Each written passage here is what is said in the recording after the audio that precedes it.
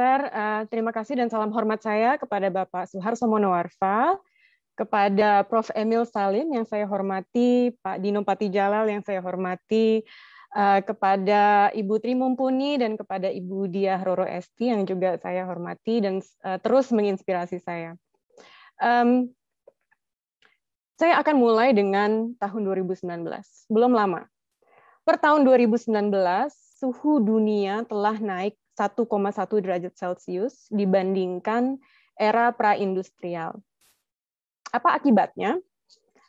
2019 adalah tahun di mana dunia terbakar. Itu adalah bunyi salah satu judul berita di penghujung tahun 2019. Jadi pada saat itu ada kebakaran hutan di seluruh dunia, ya, mulai dari Amazon di Brazil dan Bolivia, hutan di California dan Alaska di Amerika Serikat, kemudian hutan bahkan di Siberia dan di Greenland gitu ya, di negara-negara yang dingin terus gitu. Ada kebakaran hutan di Australia dan tentu saja ada kebakaran hutan juga di Kalimantan dan di Sumatera. Kebetulan di Australia kita sangat mengenalnya, kebakaran hutan berlangsung berbulan-bulan, pasti pada ingat, dan menjangkau seluruh negara bagian Australia. Sampai luas kebakarannya itu mencapai 7,7 juta hektar. Itu setara dengan seluruh luas wilayah Jawa Barat dan Jawa Tengah digabung. Di tahun yang sama di Indonesia ada musim kemarau yang lebih lama dan lebih kering daripada rata-rata yang tercatat antara sejak tahun 80-an. Tetapi di ujung tahun 2019, persis pada malam perayaan Tahun Baru, Ibu Kota Jakarta dan sekitarnya mengalami curah hujan paling lebat yang pernah tercatat sejak 1866. Yaitu 154 tahun yang lalu. Dan curah hujan tersebut menimbulkan banjir yang menyebabkan lebih dari 40 orang meninggal dan 3.000-an orang mengungsi. Di tahun yang sama juga, ini 2019, banyak sekali kejadian, 31.000 hektar gagal panen karena kekeringan di Indonesia, sedangkan 10.000 hektar gagal panen juga, tapi karena banjir. Jadi ada yang gagal karena kering, ada yang gagal karena basah. Ini yang disebut cuaca ekstrim, di mana kita sudah memprediksi bahwa cuaca ekstrim akan terjadi, tetapi kita tidak akan pernah bisa memprediksi persisnya tanggal berapa, hari apa, bulan apa bencana tersebut akan terjadi pada kita. Mengapa Indonesia bersama seluruh dunia perlu mencapai net zero emissions di tahun 2050? Ya karena net zero emissions itu diperlukan agar bumi tidak memanas melebihi 1,5 derajat Celcius. 1,1 derajat Celcius aja udah kayak begitu krisis iklimnya. 1,5 derajat Celcius itu lumayan masih bisa aman. Hidup kita masih bisa lumayan nyaman. Lebih dari itu, atau bahkan sekarang yang proyeksinya sampai 3-4 derajat Celcius pemanasan, ya seperti kiamat. Nah, untuk menjaga 1,5 derajat Celcius itu, maka gas rumah kaca harus berkurang 45% di tahun 2030 dan benar-benar nol di tahun 2050. Nah, yang patut digarisbawahi adalah IPCC mengatakan kita hanya punya waktu 10 tahun lagi untuk bertindak sebelum terlambat. Jadi 50% harus dikurangi di tahun 2030, tadi seperti kata Pak Dino. Tetapi aksinya itu harus sekarang, aksinya itu harus dalam dekade ini gitu. Apabila kita mau mencapai net zero di tahun 2050.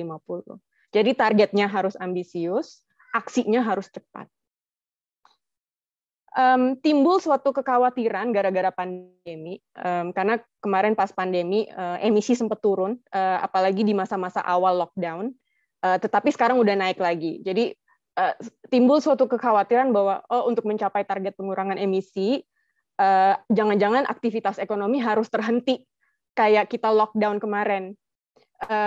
Tetapi ini tidak benar, karena banyak sekali peluang ekonomi yang dapat kita tangkap dalam rangka menuju ekonomi hijau dan yang selaras dengan target net zero emissions.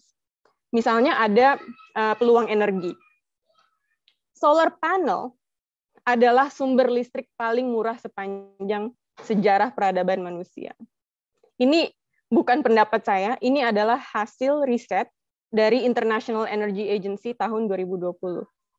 Jadi panel surya bahkan sudah lebih murah daripada batu bara dan minyak bumi, sudah lebih murah juga daripada gas, daripada clean coal, dan pembangkit listrik tenaga sampah. Proyeksi harga solar panel untuk beberapa dekade ke depan, trennya terus menurun. Kurvanya seperti ini. Sedangkan proyeksi harga batu bara dan minyak bumi, seperti sejarah juga mengatakan, selalu fluktuatif dan cenderung naik. Indonesia sebagai negara yang masih memberikan subsidi listrik, dan listriknya masih didominasi PLTU batubara, bayangkan apabila Indonesia beralih ke sumber energi yang lebih murah, bahkan yang paling murah, maka di masa mendatang beban biaya yang harus dikeluarkan oleh pemerintah Indonesia juga akan ikut turun. Nah, selain itu teknologi solar panel itu dapat dipasang baik secara on-grid, ya, secara masif, terkoneksi dengan grid transmisi, sehingga mampu mengelektrifikasi daerah yang luas, tetapi selain itu dapat juga dipasang secara off-grid. Kata lainnya kalau dalam bahasa perizinan, itu listrik terdesentralisasi.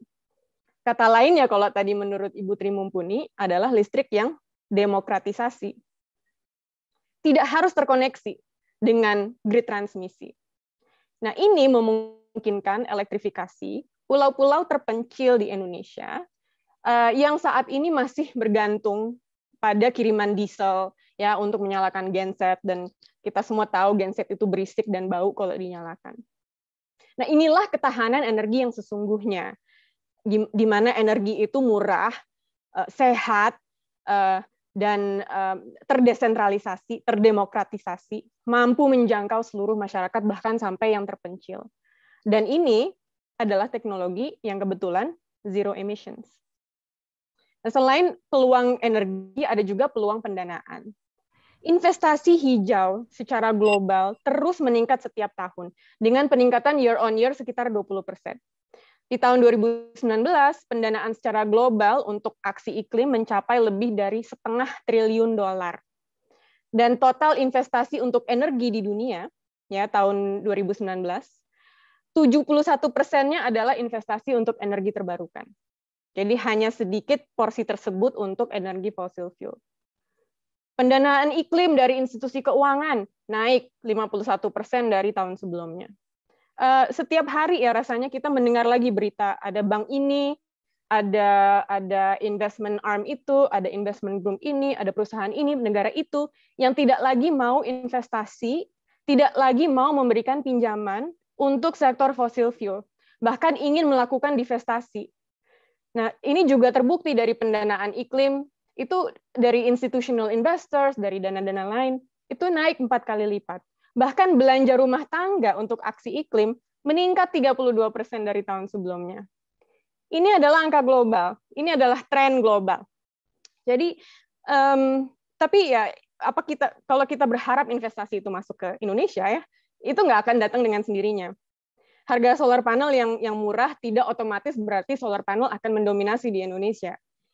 Apabila Indonesia ingin menarik investasi, maka Indonesia perlu menangkap tren investasi global dengan membentuk kebijakan-kebijakan, dengan membentuk policy signals, ya, yang secara jelas mendukung investasi hijau dan pekerjaan hijau.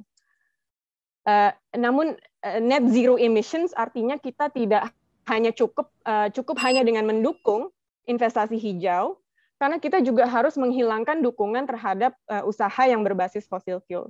Artinya kita harus menghilangkan subsidi, insentif perpajakan, stimulus fiskal, kemudahan perizinan, perpanjangan perizinan, pemberian perizinan baru ya terhadap pembangkit listrik berbasis fosil, dan mengalihkan kemudahan-kemudahan tersebut untuk industri hijau, termasuk mempensiunkan pembangkit listrik batubara yang sudah tua, bahkan mempensiunkan dini pembangkit listrik tersebut, sambil mempersiapkan tenaga kerja kita untuk menangkap peluang-peluang baru pekerjaan di sektor energi terbarukan dan industri hijau.